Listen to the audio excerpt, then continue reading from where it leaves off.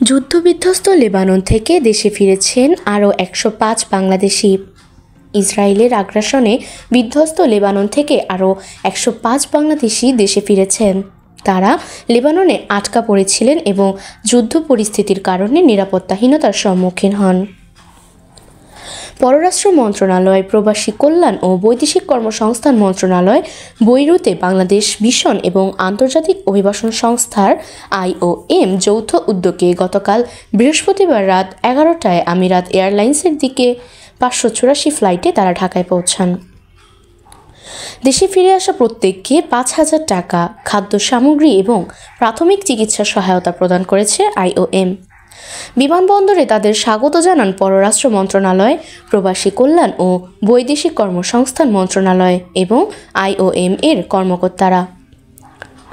সরকারের উদ্যোগে এ পর্যন্ত ৯টি ফ্লাইটে মোট ৯৬৩ জন বাংলাদেশি লেবানন থেকে দেশে ফিরেছেন। লেবাননে থাকা আরও অনেক বাংলাদেশি দেশে ফিরে আসার জন্য আগ্রহ প্রকাশ করেছেন। তাদের প্রত্যাবর্তনের পুরো ব্যয় বহন করছে বাংলাদেশ সরকার। ইসরায়েলের বোমা হামলায় লেবাননে কয়েকদিন আগে একজন প্রবাসী বাংলাদেশি নিহত হন। যারা লেবাননে থেকে যেতে চান তাদের নিরাপত্তা নিশ্চিত করতে বাংলাদেশ দূতাবাস কাজ করে যাচ্ছে। সরকার লেবাননে আটকে পড়া সব বাংলাদেশি প্রবাসীর প্রতি সহযোগিতা অব্যাহত রাখার অঙ্গীকার করেছে।